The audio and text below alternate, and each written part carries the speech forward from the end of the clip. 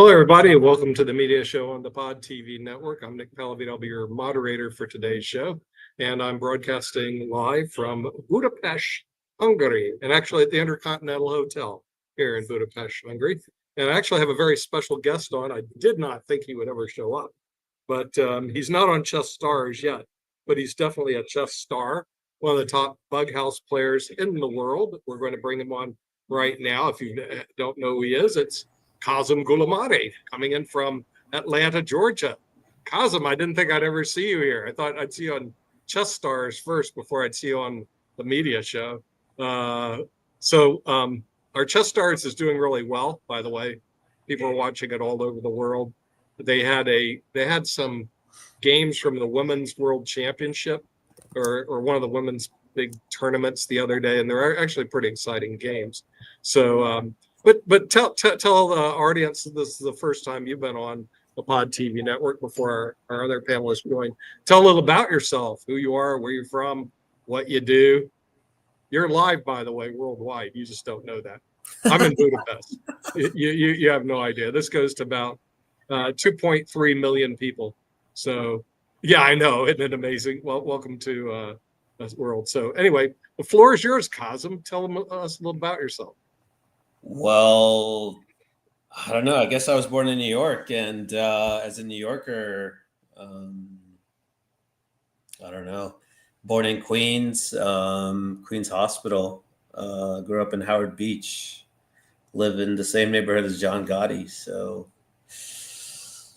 yeah, there's a lot to. Same neighborhood as John Gotti. As John Gotti, yeah. Okay, well that's something. But tell a little about your chess career.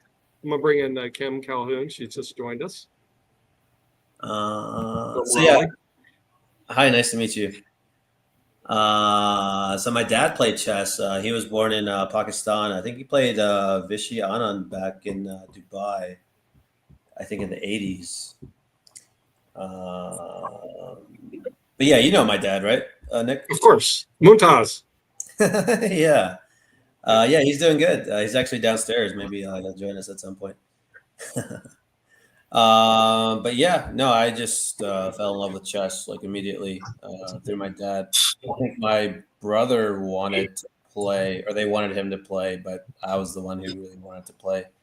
I mean, we played video games and chess, sports, and all those types of things. But yeah, chess is something else. Oh, sorry, good. Mark Lee has just joined us from the Durham area. Yeah, hi, Mark. We have Nick, are you in Budapest? Are you in Budapest? I'm in Budapest right now. I'm at the Intercontinental Hotel. I'm broadcasting from the lobby because they have a rule. I didn't know they had this rule that you can't broadcast at the upstairs where they have the NAPTI conference. So I figured I'd go downstairs at the lobby and broadcast here.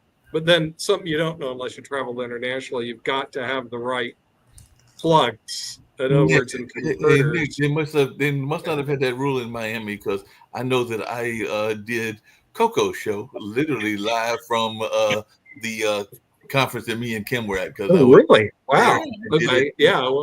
Well, they have the rule here. They said that if you broadcast, they'll kick you out of the conference. And since it's the first day of the conference, I didn't want to get kicked out yet. I've been kicked out of better places more. Yeah. So, I just want to make sure that with all of the things going on, that we know terrorists can strike anywhere when they're angry, that you're safe. At the Budapest Hotel? Budapest? No, there's no. I never know. This is a very international group here at NAPTI. I mean, and Budapest itself, people are all over the world. But I want to introduce Kazım to you two guys, since I've known Kazım for 30 some years or some crazy amount. He'll neither admit nor deny that. Maybe not 30 years, 25, something like that. Anyway, a long time. Anyway, Kazım is actually what they call a FIDE master. And at one time, he was the top double chess player in the world. Going under a name V.A. Boris. You don't want to know what that is. If Rick Rosner shows up, I'll tell him to Google it. Okay. But the thing is, he told me to go look it up, and I did. And I was going, you got to be kidding me. So very clever guy.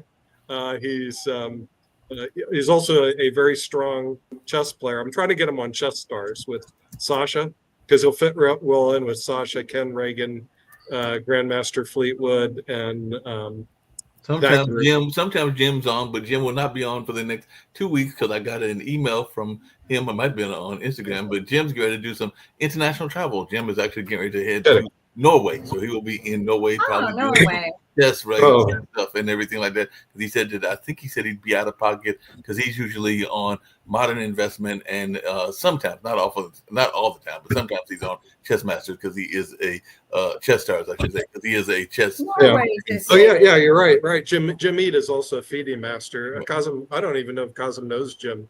Do you know Jim Eade? Jim Eade? Eade, E-A-D-E.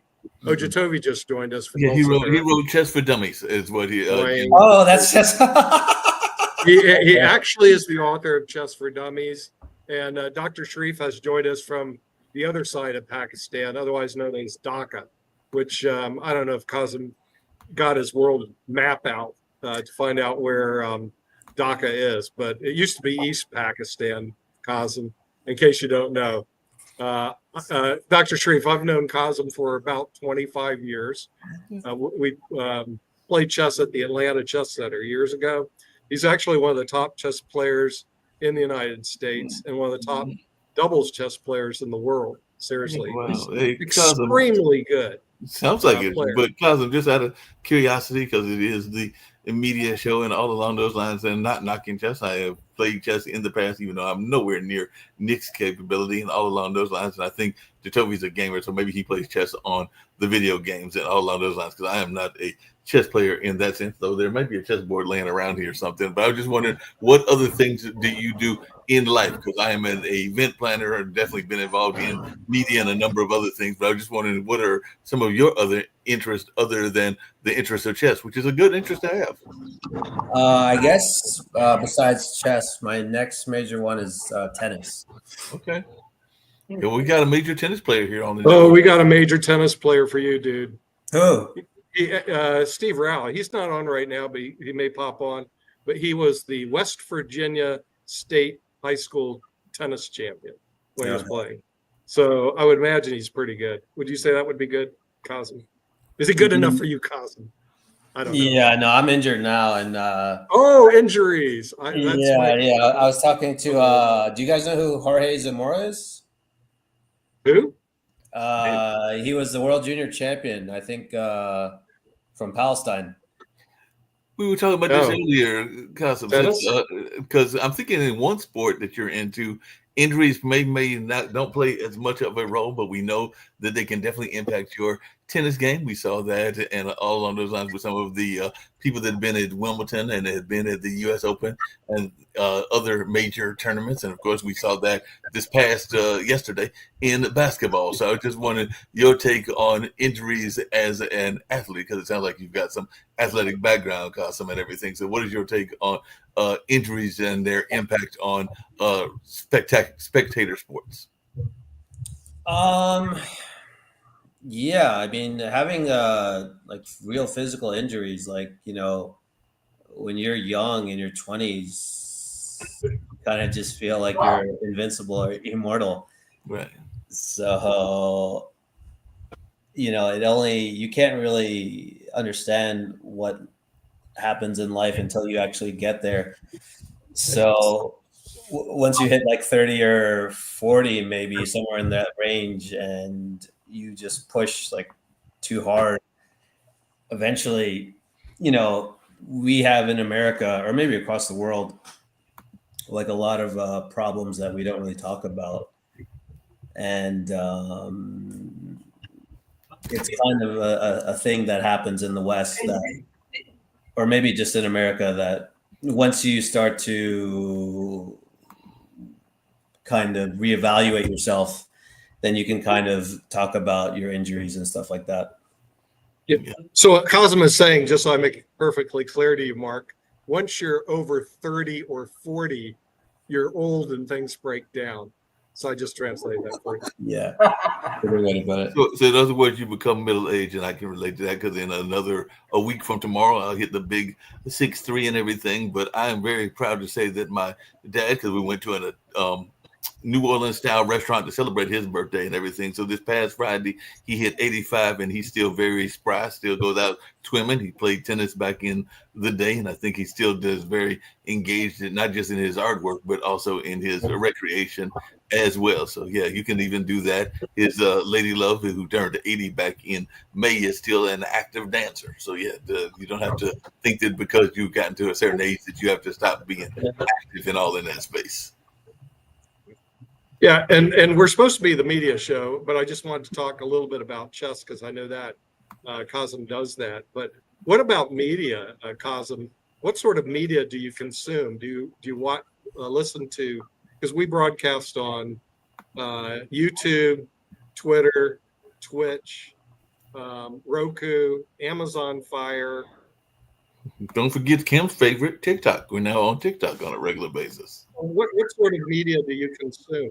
Since you're one of those youngsters about to come older. Primarily Twitch and YouTube. Twitch is, a little bit closer to my generation. Still people in their 20s, all the way up till even some in their 40s, just for like relatability. It feels like it's a lot more difficult to make friends in the real world these days. Probably you guys didn't have to go through that in your generation. The internet probably changed the world. Like all these social disorders and all that stuff. It's kind of like garbage, but you could argue like some level of brainwashing from the media. And YouTube is reasonable, but you have to be very careful with that.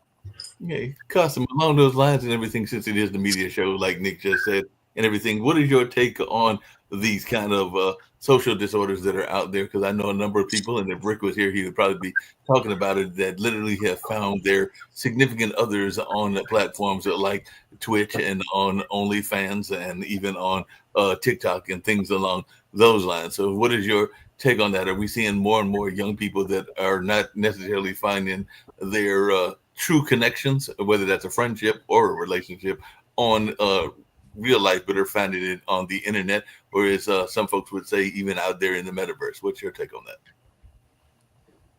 that? It's difficult where to start. You could even start with like Steve Jobs and Bill Gates, of how they created and started most of the stuff. They did like a lot of like most of these like great things, but somewhere along the way,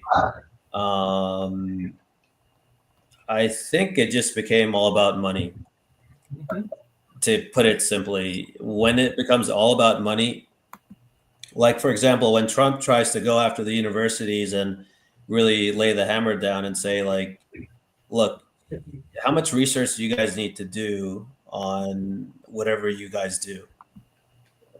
Like, all we really have to do is like get up, go outside, and like go to work, start your day, eat good food, drink water. After that, all these prescriptions that we have to take and stuff like that. Like at some point, yes, we are overworked in the West. Like that's perfectly true. But when you start to do that to people in their teens, in their 20s, and their 30s, it's like, if somebody has making like that much money, let's say a company like Facebook, just for example, like what is that, $200 billion or $400 billion, and then he can make metaverse, and then he can go make this company and that company. Then you move money like that.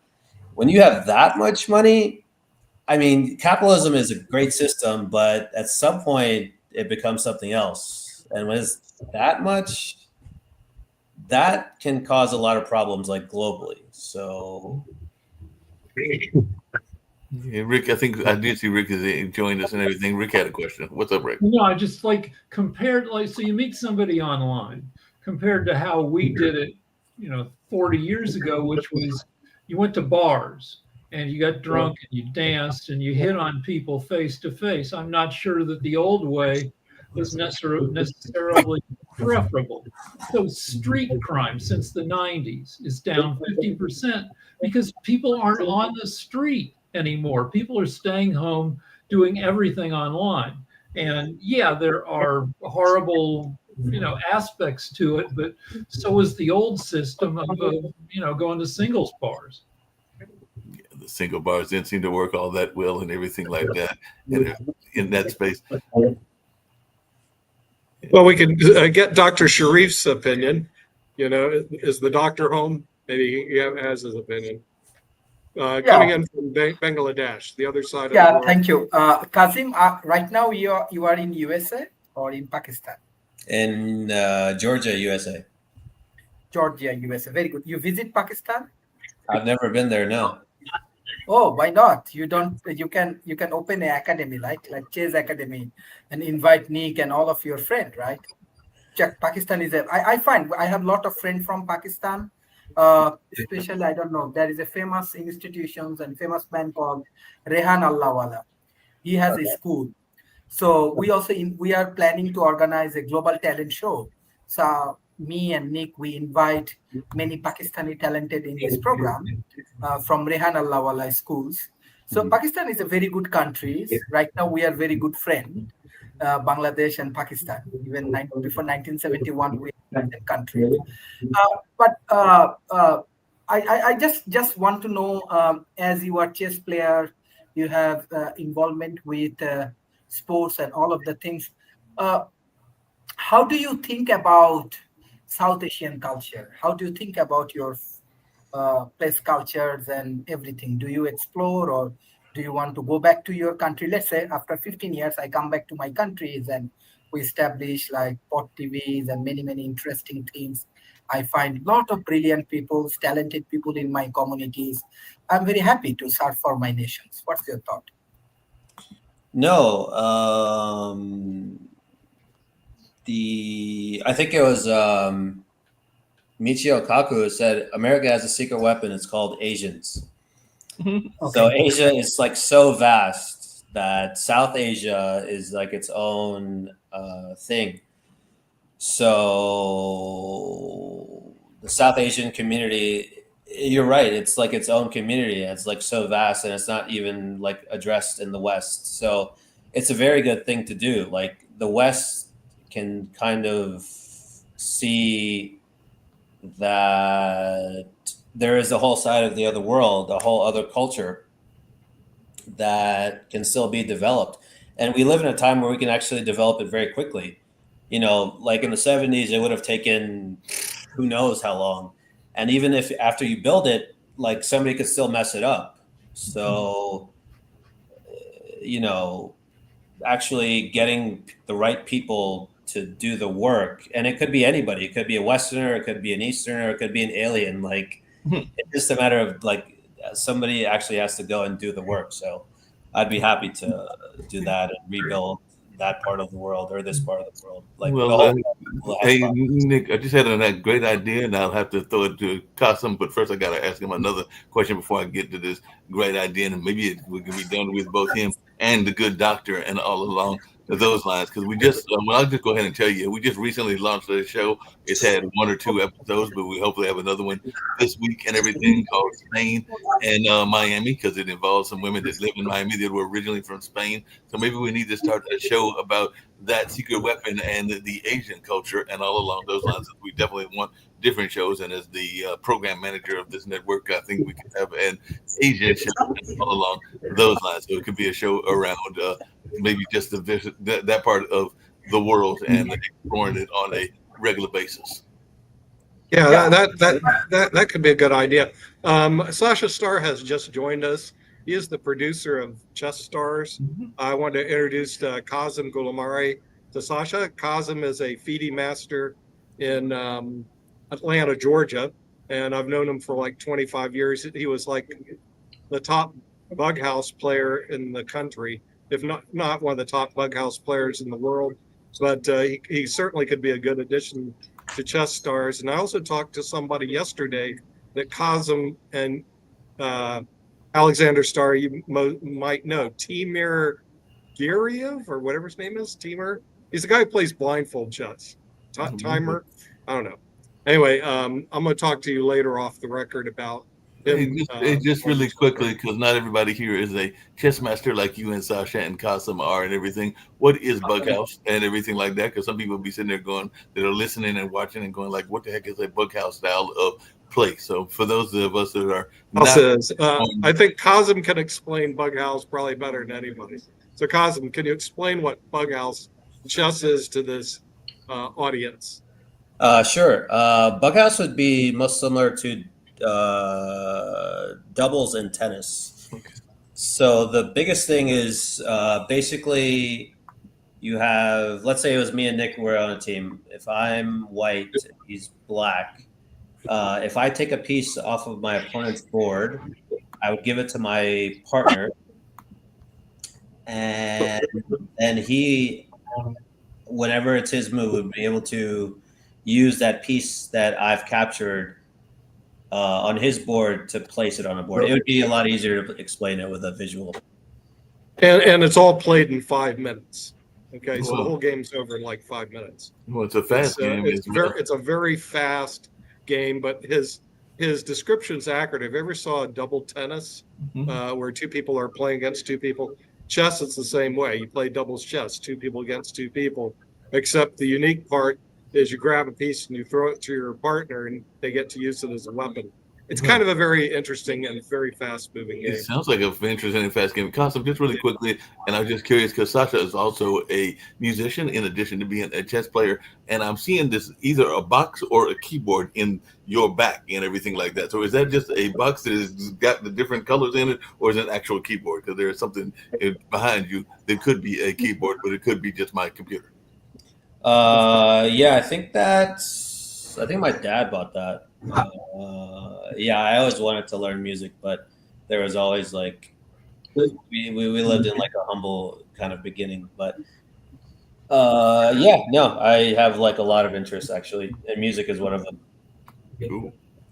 So it was a keyboard that I saw back there and everything. So you haven't mastered the art of playing it. Are you going to enter the Doc's talent show? Because that should be opening. We hope in let's see, this is June. So we hope in either July or August. So hopefully we'll have some talent contests running here on the network. So maybe you can enter as a piano playing prodigy.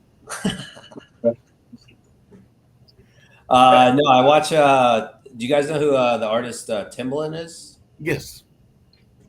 Yes. I watch some of his what's it called on Twitch, and he tries to help people with music. And yeah, something about music. It's like I guess growing up in America and seeing like the best stuff. I think human beings ever produced. When it comes to music, like you have to be like perfect. So I could even argue I'm a perfectionist. I think that's kind of why I've been able to be as good as I have become at some things. I'm not the best anymore at Bughouse from some perspective, but I think music is one of those things. If you really want to be really good at music, like you have to just put in the time and just shut down the rest of the world and just do music kind of thing. Yeah, Kasim, like as you are chess player, Nick also chess player, Sasha, I don't know. There is someone who is a chess player. What's your advice? I already share our episode with my students and my communities. If someone from Bangladesh want to be a chess player, so how they can develop themselves and how they can contact with you, or is there any academy? Is there any online platform? What's your advice? We have a lot of young people. Yeah, it depends. I mean, if you have an internet connection, the internet is basically the way to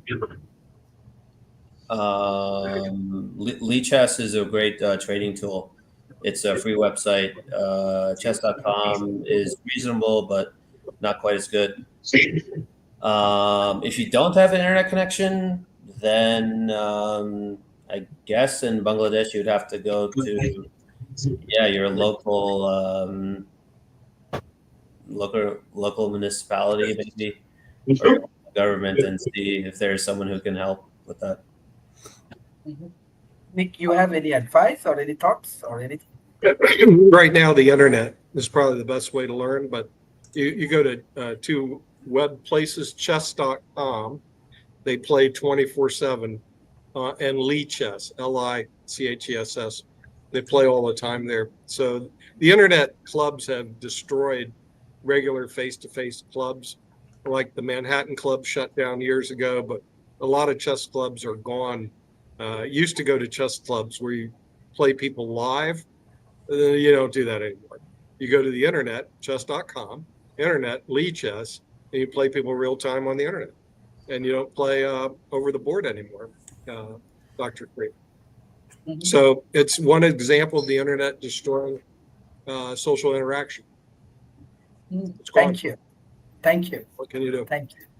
So Right. still you enjoy to play as chess, and you like to attend in the championship.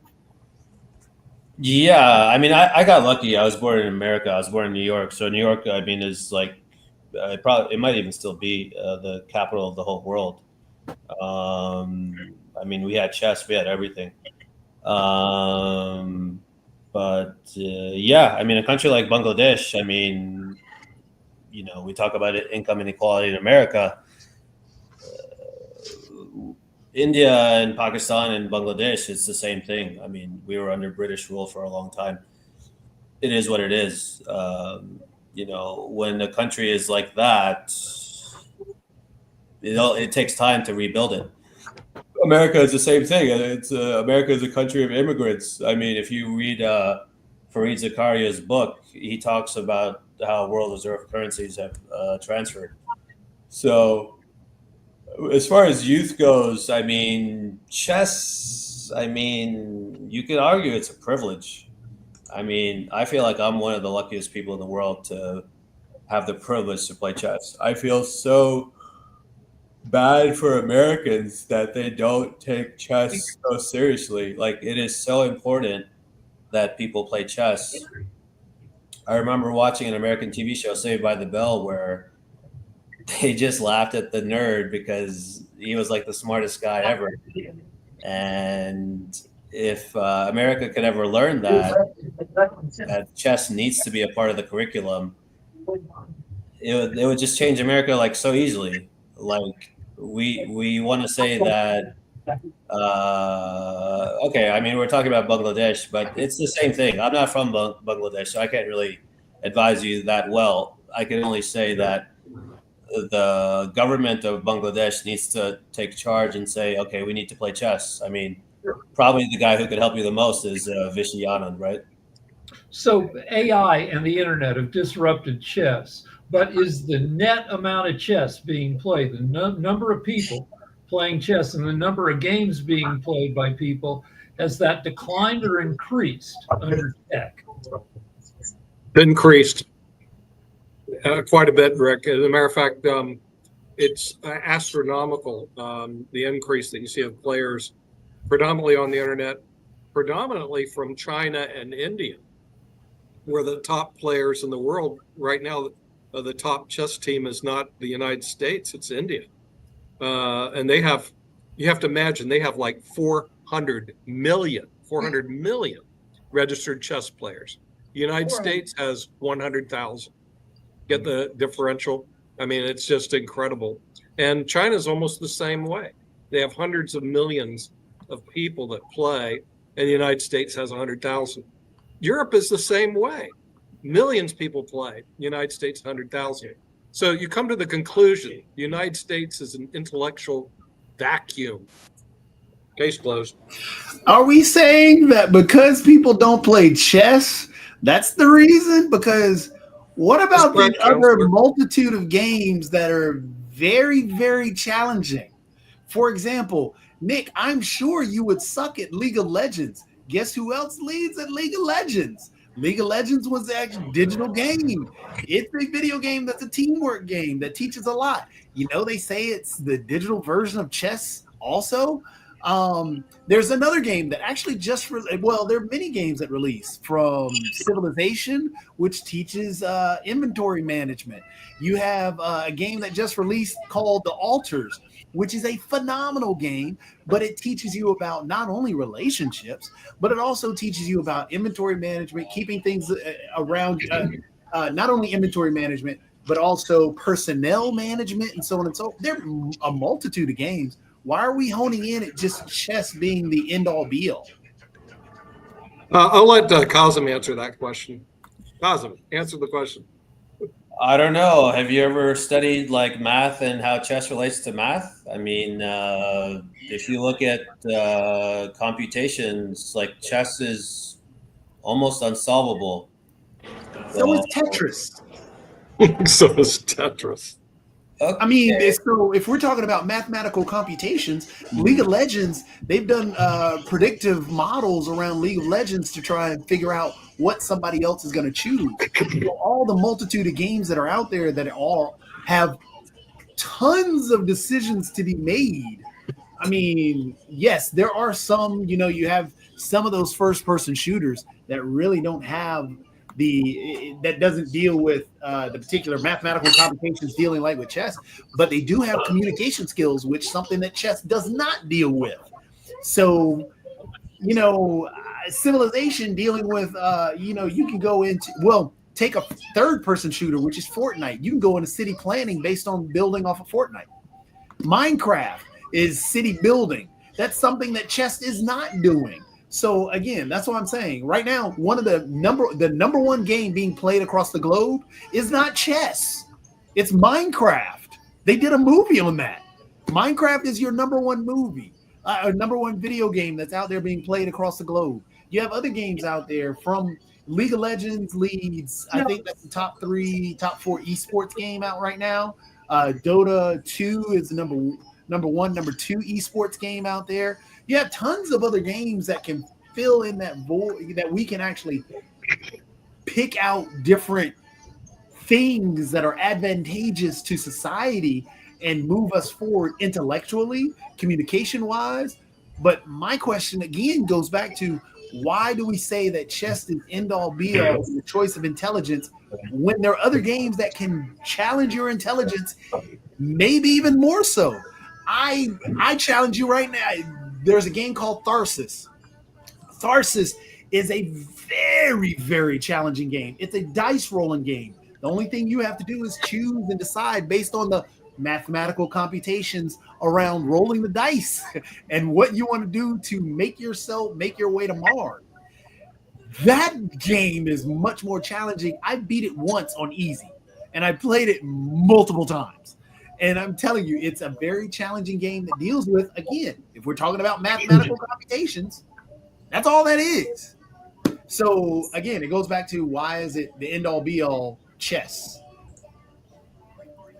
Absolutely a good question, Jacoby. We'll bring in a member of the High IQ Society, Rick Rosner, to break the tie. I mean, the shooter games are good for training people for modern warfare, where you're sitting at a desk, a console, flying drones.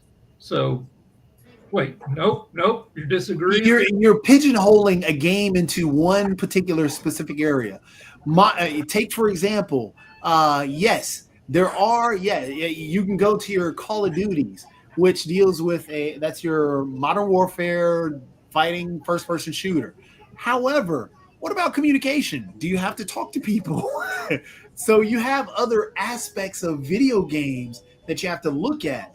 Fortnite is a third-person shooter, as I stated before. One of the biggest aspects of Fortnite is actually building a quote-unquote fort for protection.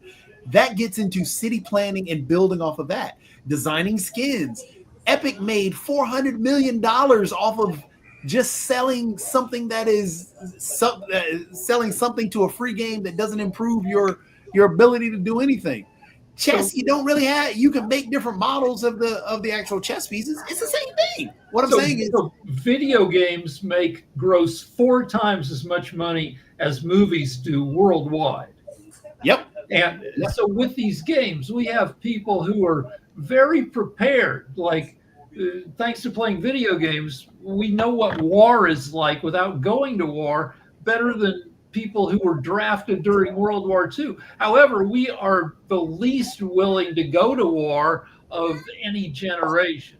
In the past. Check this out. Here's another stat for you. If you look at who actually handled the COVID isolation time better, the people playing video games.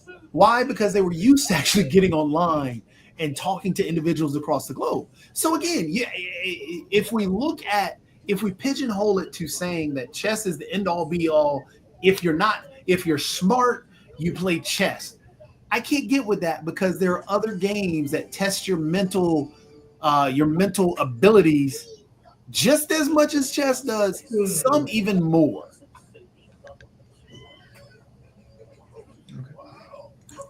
It's just okay. So sorry. I'm sorry. May I ask what your real name is? That's my real name, Jatovi. Okay. Jatovi. And what is your profession? I work in gaming and everything else. And how old are you? How old am I? Yeah. I don't understand the point of these anecdotal questions. Just ask. Well, I'm just trying to gauge, like, the whole point of like COVID was we need to go outside more. I'm speaking like more towards like the youth. Like Okay. the reason that we have so many disorders or we take so many pills is that we just don't go outside enough. Okay. Okay, so I played a chess tournament recently this weekend, and I was like, yeah, I see all the social disorders of the kids and how they don't really get it because they take the computer world or those stuff out that at home and they take it into the real world. They don't understand how to like behave themselves. And like, I disagree on that. okay, the big reason that's why I was trying to ask you. One second.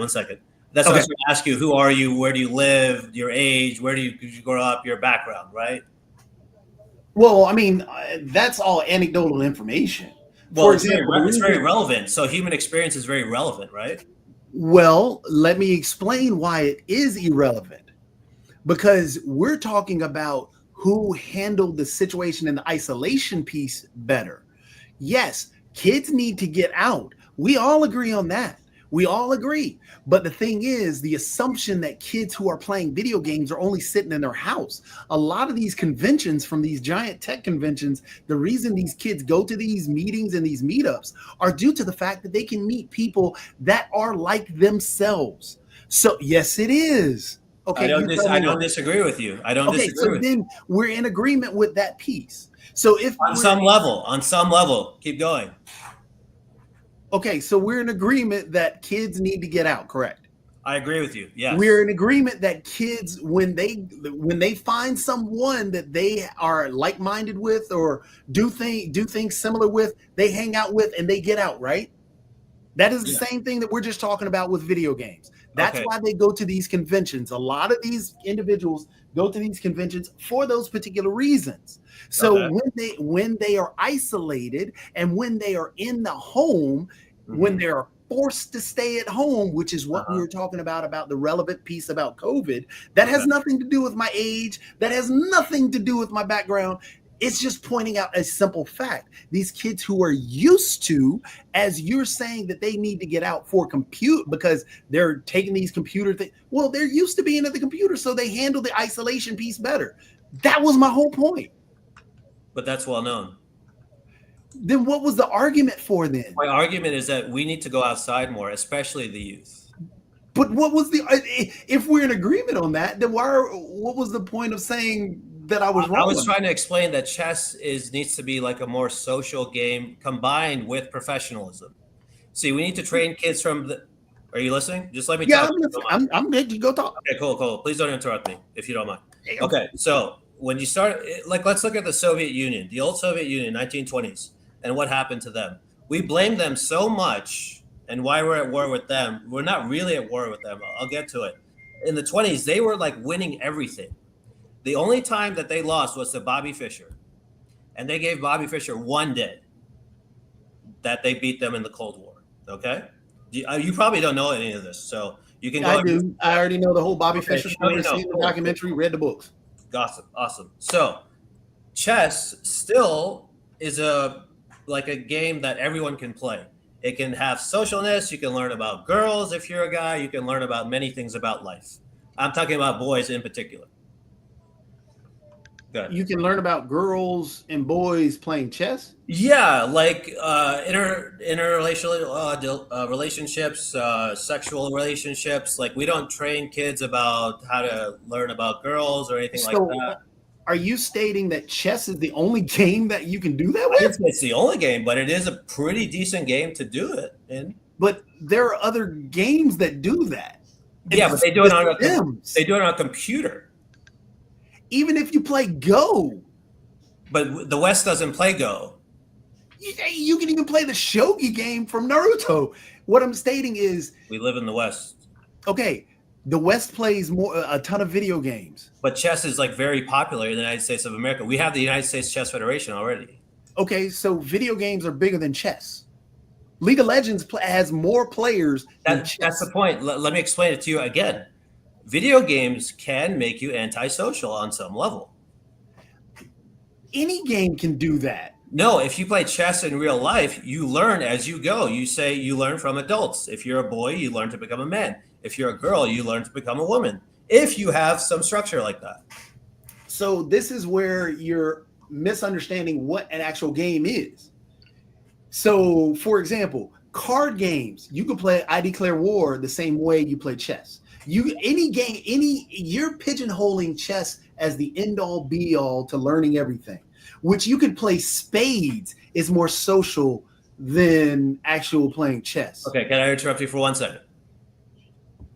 Okay. Or if Rick Wasser would like to step in, if you don't mind. I just got to say that 13% of the women of the chess players in America, according to in the U.S. Chess Federation, 13%, 1 in 8 are women.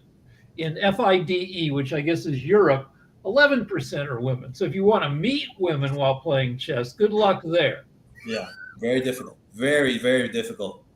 But I also want to say that the culture is moving inside and getting autistic. 1 kid in 30 is on the spectrum.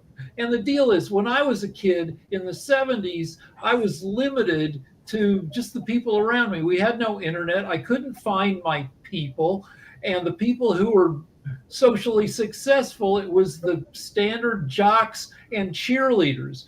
The tech and the internet have democratized getting laid, coupling up.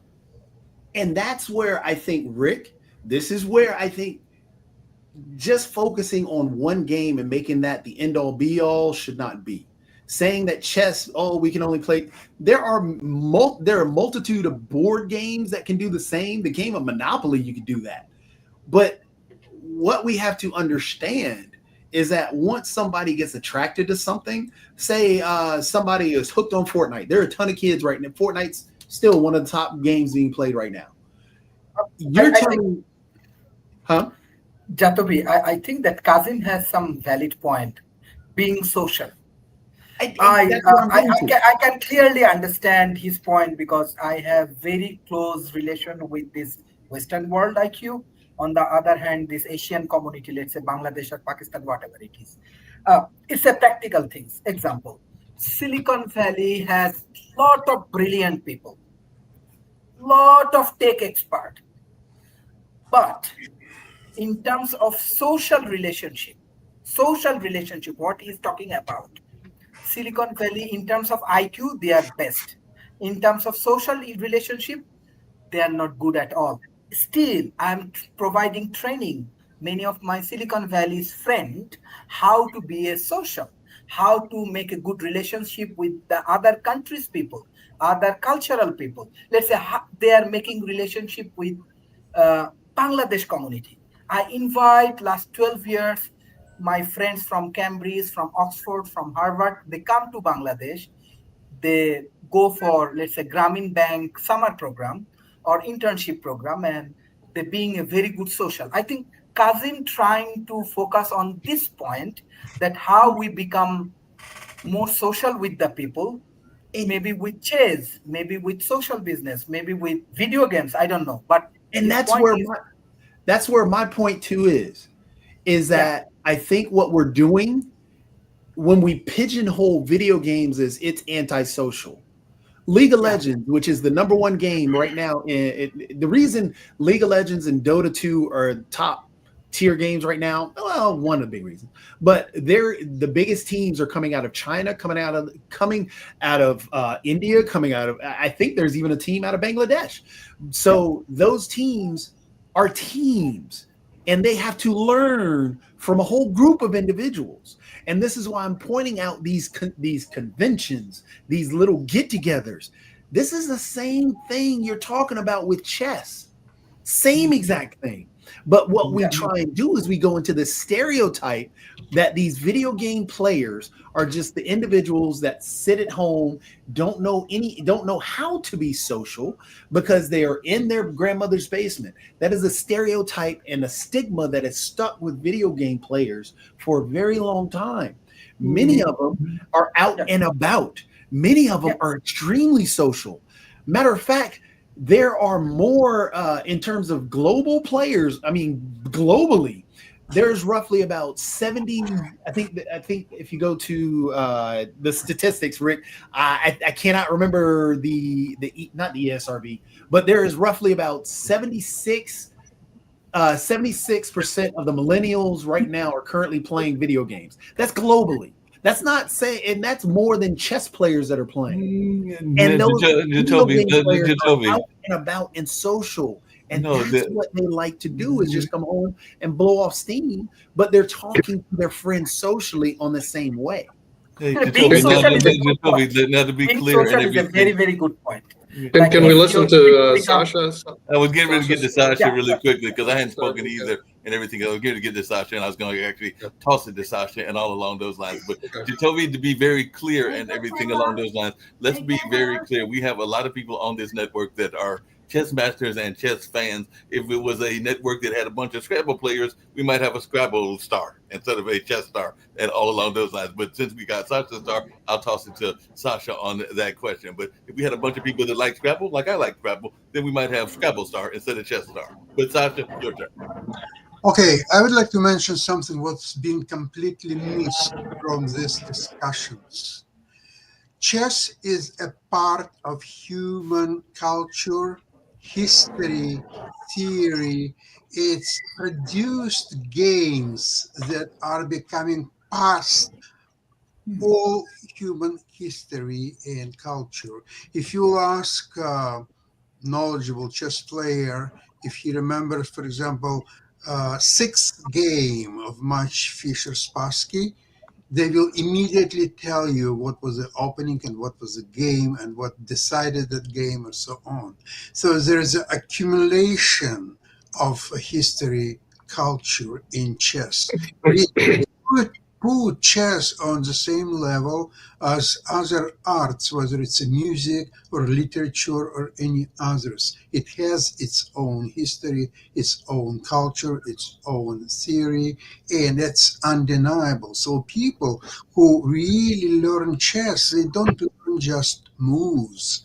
They learn history of chess. They learn the previous world chess champions and their best games. So this is completely different activity, let's put it this way, from other games, whether video games or poker or many other games. But Sasha, along those same lines, couldn't you say the same thing about Mahjong and bridge, which my aunt plays, and even Chinese checkers? Because there are other games out there that have a rich history as well, and I just named three of them. These games, unlike chess, they don't produce any piece of arts such as best chess games do produce. And these games are staying in history of the game. And people are trying to understand and learn these games for generations to come. Nothing of that exists anywhere else. Mahjong is older. I'll argue with you about bridge because there are entire newspapers that have articles on bridge games and bridge matches, just like they do on chess. You pick up a newspaper and you will see concepts around bridge and the game of bridge. Yeah, so don't get me wrong. Again, chess is a fun game. But the thing is, I think, Mark, you hit it on the head, is that you have multiple people who love chess on the show. And there's nothing wrong with that. Because you can't say that chess is this end-all be-all when you have, as you point out, Mahjong. Mahjong has a richer history than chess does. Go. You have all these games that are out there, but if you love chess, you love chess. And yes, it is a great game. It is a very intellectual game. You have great art with chess. You have great art with Mahjong. You have great art with Fortnite. You have great art with the altars. There's an argument out there right now if video games should be considered artwork. So the thing is, I think we have to take a step back and say that there are plenty of different things that we can pull from every game. Especially and Doc, what you're talking about socially, I apologize, I couldn't remember his name who just left. Social wise, we can make I think it was. Cosm, we can make them all social, and the video game world is definitely pushing for that social connection, and that's why a lot. Again, and I'll point out during COVID, because a lot of people knew how to get online, talk to their friends, deal with their friends, and were able to be social in a different way. Even though it couldn't be physical, it was still mental. They were able to be social with their friends that they've had for years. That helped them survive through COVID. And we cannot just toss that to the wind saying, well, video games just are sitting in the wind and it's just Toby, speaking of that history, there's another game that it has a new modern name and everything, but if you follow, and I play it sometimes when I get together with my aunt and my brother and some of my other relatives, it's called Spinners, but Spinners is basically dominoes, and dominoes has been around probably as long, if not longer, than chess, because I know dominoes was around in like the Egyptian days and all along those lines. So dominoes has been around there forever. So that's another game that has a rich history as well. Yeah, dominoes definitely has a rich history. Dominoes is extremely old, but it's just, we just have to make sure that chess is great. But just don't say chess is end all be all. Matter of fact, here, because again, I'm gonna try and bring it up on the other screen because I want to show you guys this one. This is Tharsis, the game that I was talking about, which is all about mathematical computations, which is all super tough. If it comes up in just a little bit, but yeah, I'm gonna try and bring that up. And I think you would enjoy it. Well, Nick, I agree with Jacoby, and I agree with Sasha. But I was a games nut, so I played all the precursors to your video games, things that you aren't even familiar with, like Africa Corps, Third Reich, Stalingrad. I played all those crazy. They're called Avalon Hill games. That was pre-internet, and they're very helpful in doing very well in history because it forced you to learn stuff. So I agree with you, Toby. I played all those. However, I played chess for a different reason, is that, first of all, it didn't take as long to play the game. And then after a while it did. But the other thing is, it was very competitive. You could play for money, where no one played Stalingrad for money. No one played Africa Corps for money. But chess, there was a whole huge tournament competitive nature that doesn't exist in the other gaming world. And that may have changed since then. But yeah, Rick, you have a comment? So part of the debate we're having right now is whether various games prepare you for life. And so I looked it up to see if there are AI relationship counselors, and there are a ton. So I clicked on one, and it said you can talk to various people and types of people to get relationship advice. So I clicked on it, and the first person to come up is Albert Einstein. So I just asked Albert Einstein whether it's a good idea or a bad idea to send dick pics.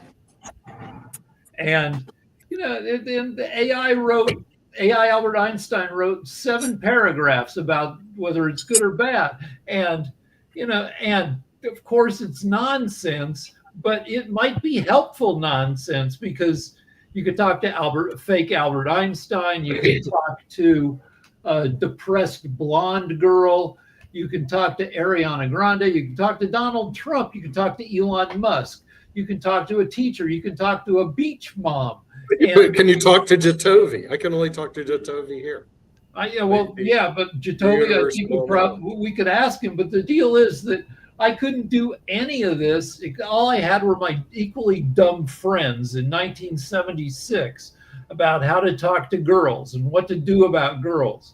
And now you have hundreds. No, but back then, Rick, you could buy one of those lovely pickup books, like those books that had all those were terrible. Those Yeah, they are. I read one of those back then. It was like, go to where women are, go to the grocery store and talk to women.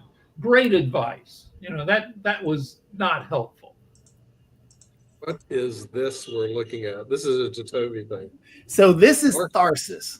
And this, Okay. again, this is nothing but computations and trying to figure out mathematics of what is best for you to do. Because the whole point of this, we'll do a new game. I'll take my normal people at the beginning. I got my 4. So while Jacoby's setting it up, I got to say that back in my era, people lacked experience. We just didn't know anything. And here Jacoby like is offering all these ways for people to gain experience at various, you know, tasks that may or may not relate to real world tasks. And so this is on a normal setting. So the way this game works, basically you leave Earth and you're heading to Mars. Up at the top where it says deploy crew, you see you got 10 weeks to Mars. So basically you got 10 basic stops you have to make. At each stop, there is a problem that has happened to your spaceship because this first stop, there was an explosion. You left with 5 people, but now the explosion happened and now you got 4. So now what you have to do, as you see, the micrometeoroids have destroyed the pantry and crippled and all this other stuff. So now what you got to do, I have a person who's a specialist who's sitting in this area, and I can deploy them to this area, to the humidifier. Let's see, to try and fix the humidifier. But she only has 3 dice that she can roll. And what you end up doing, this is where it gets really tough. So to repair it, I need to roll 8. Out of those 3 dice that I'm going to roll, it has to equal up to 8. If it doesn't equal 8, then there's an explosion that's going to happen at this area, which is going to cause damage to my ship. Where it says hull, I've got 4 a shield of 4. The impending damage are the red markers where it's 2. So then if I and so here on the right-hand side, Oregon Trail in space, right? It is, and it is so freaking annoying. It's so tough. It's harder than Oregon Trail because like I said, I played it multiple times. I've gotten to the finish line. I've gotten to Mars once, and that was on easy. On normal, I have died so many times. So again, you have to think about your computations. What are you going to roll? How many do you want to roll? Your specialist. If you look at your specialist, they can re-roll +1. So I roll my 3 dice, and all right. So now I can repair this area, drop that in. Now that event is complete. This number 4, I'll place down here in my research projects because I've got to build up that research project. So then I finish that deployment. That area is fixed. Now I've got to figure out here, the doctor can only roll 1 dice. I've got to clear out 23. So then over here, I've got 3 dice that my captain can roll, 3 dice my mechanic can roll. So if I take my mechanic first, deploy him over here, if it lands on 2, then it sits on stasis. If it lands on 3, then it sits on stasis. That means you cannot re-roll those dice. So they just get stuck and you have to use them. So if I roll 2 and I've got 1 roll remaining, so now I've got 1 stuck on stasis. Jatavi, can I add just 1 sentence? Yeah. Yeah, I share one information. In India, one youth kills his parent and sister for opposing online game addictions in Odisha. So what's your thought about these things? If any young children killed his parents and his sister because they are opposing for playing game and he has addiction for video game. Game addiction is a thing. It happens across everything. You've had people kill others for, I can't get my cell phone, so I'm going to drive my car over you. That's happened. You've had others that No, there just are focus. No. Just focus. No, you are actually no, dilute this. what I'm I trying. shared the news because in terms of Kazim logic, I'm just focusing on that issues. I bring a case study. Do not go here and there, I am not going and left. there. What I'm trying to Just tell focus you. discussions. That what's your thoughts? A young people killed her parents, killed his parents and sister because he has a game addictions, and Kazim wants that we need to be more social. So there is a case study. Is there any initiative we can take So for these game addictions or something? again, there are addictions for everything. You can grab it. No. It's a focus Do discussion. you want me to Again, answer? you are Doc, do you diluting. want me to answer? Do No, you want it's me to answer? focus. I Do learned you want me from to you. answer? Focus discussion. I am Focus. focusing, but you won't let me even answer. Do you want me to answer? Yeah, sure. So- You do that. So again, just to point out, there are addictions to any and everything. The game addiction, there are case studies and there are studies on that.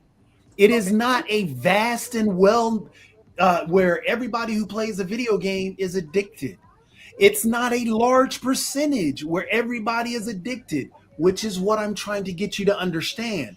We can grab an anecdote and say, okay, well, this is the Laken Riley Act. There was an individual that was killed by an illegal immigrant, so therefore all illegal immigrants are evil.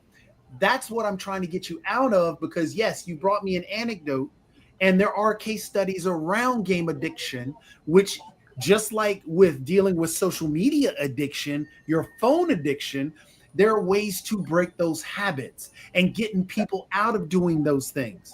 But no, it is not a rampant thing. It is something that is very, it is something that is watched even by the video game developers, because the developers hire psychiatrists to actually check out what these games are doing. So they actually lead the charge on these things. Same thing when they had put forth the ESRB. Do you know what the ESRB is? The ESRB is the actual rating system that was created way back when with video games. It's the rating system on video games. It got created in, I think it was 1992. There were two video games that kicked it off. There was one that was called Mortal Kombat, which everybody knows. Everybody saw the blood in the arcades, but didn't like seeing what they saw in the home systems. However, what the actual game that pushed everybody over the edge to create the ESRB and start that push was a game called Night Trap. Came on the Sega CD. That game was basically you're playing a security officer at a home, and you're watching over this home to make sure that these young kids were not going to be attacked. So you had to set off traps. People got upset and said that this is leading to kidnappings and harming of young kids. They had no studies of that. They had a kid who supposedly played video games and then harmed somebody, but there were no studies to back the information. So the ESRB and other gaming institutions kicked off, or they created the ESRB, and other gaming institutions put money and put forth that information there. So yeah, you can look it all up. Night Trap was a big key behind that. And so when we're looking at these anecdotes that kick off and that point out, yes, the game addiction happens. It's a real thing. Matter of fact, I'll share in the chat the reasons why people play games, and they've done studies on those for that release. But the idea that this individual who killed somebody based off of game addiction is the norm, it's not. They've done studies on that, and there are ways to help with that. Okay, thank you. I think there are no studies on game addiction.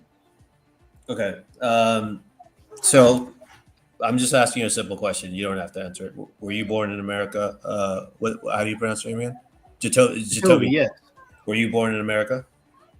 I'm not understanding what these anecdotal questions have to do. Yes, I was born in the U.S. I was born in America. So I think the problem in America, I don't know if you've heard of this guy. His name is Dr. Naval Ravikant. He's Indian, but he's born in America to a single mother. He says that the problem in America, we'll just stick to America, is that the problem in America is we have too much called excess. Okay, so when you go with like, oh, we need to study, study, study, study. How many studies do we need before we make a conclusion that we just need to solve the problem?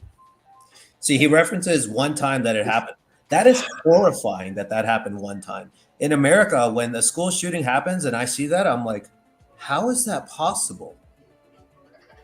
That's horrifying. Okay. Kazim, let me interrupt real quick because Please. your argument seems very reactionary and extreme.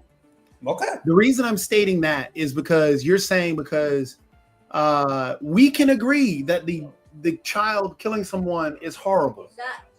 But are you saying now because this one child killed someone that games should never be played? No, I'm trying. So that's why we need studies, correct? Okay, so fine. Let me interrupt you for a second. Just one second. How many studies do we need before we get the point? So you're saying games are the reason people are killing people? No, I asked you a simple question. If we keep studying, what conclusion do we need? Because let's say it happened once. Let's say it happens again. We need to continually studying it. That's okay, so tell me, how many studies do we need before we make a conclusion? We need to continue to study it and make a conclusion based off of those studies. So, for example, if we have a study, I mean, it's basically the scientific method. You've got to study, you got to research, you got to keep taking in the data and all the information. For example, if you want to, at this point, assert that games are an issue based off of this one little bit of information, but not look at the studies that say games aren't the problem, then that means you aren't looking at the studies. My friend, these are human beings, okay? When that happens in our culture, that is horrifying that happens. We say you're saying that nobody else thinks it's horrifying. Let's move on. Horrifying that somebody kills somebody. Fine. Everything fine. We can be a very good friend. No. I mean, I go for debate. No. But what I'm just stating is, who doesn't think that is horrifying? Who is saying yay? Everything fine. I think enough. Today is enough debate. I don't know. The show is over or something. I mean, it's a great conversation, and it's one that's needed because there is a complete disconnect between what video games are and everything. So it's a great conversation. From my point, that is a very simple thing. We have to be social. Very simple things. This is very basic and very simple things. I agree with Jatovi and I agree with Kazim. Very simple point. We have to be social. That is important for our mental health. That is important for our physical things. Definitely, game is good, but I definitely want you to invite in Bangladesh or in India, whatever it is, if you have real solution for this kind of psychological problem, that will be helpful. Like how I see, even I see one movie that they already produced. So maybe it's anti or against games or video games. Maybe we do not know enough how video game. Maybe I do not know enough. Maybe how video game can help me. So maybe you can train us, no problem. You can help us as a social person, as a good friend, not like a debater. Okay, as a good friend. That is my conclusion. Thank you. And I completely agree with that. And that's why I think like conversations like this need to happen. Because there is, as I stated, and as you point out, there are tragedies that happen. That's why I brought up the ESRB and how the creation of that came about, because people were trying to blame video games for it. The same way that remember way back when people it was back in the 70s and 80s and that's how, matter of fact, Stranger Things, they played off of this. Devil worship was blamed on Dungeons and Dragons. People are looking for answers. So to get to your point about studies, we should continue to study. If we know for a fact that it's not affecting anything and we don't have any studies to prove that it does, right now we can draw a conclusion that yes, it's not the reason, but that doesn't mean that we should not study it more. That means that we should continue to study to find out the benefits and keep going. So, like I said, I'm still trying to. I got to bring up that link for you because there are. Where am I? Where? Oh, did I delete it? I didn't think I deleted. Oh, there it is. So, for example, where's my templates? I'm gonna find this for you, Sharif. Oh, you got Yeah, it. you can email me. You can Okay, email me. okay. I have to leave right now. So Okay. thank you, Kazim. This is great discussion. Jatovic, Very great nice to meet discussion. you, I Dr. want to Sharif. invite you all in Dhaka. Okay, let's be a good friend. Bye bye. Take care. Always be a good friend. Hey, yeah, you guys are good people. Okay, bye bye. Take care. Take care. Yeah. Okay, nice to meet you, Jatobi. Good to meet you, Kazim. And I am pronouncing that correct, right? Kazim. Kazim. Okay. Thank you. Thank you for correcting me. But nice to meet you, Kazim.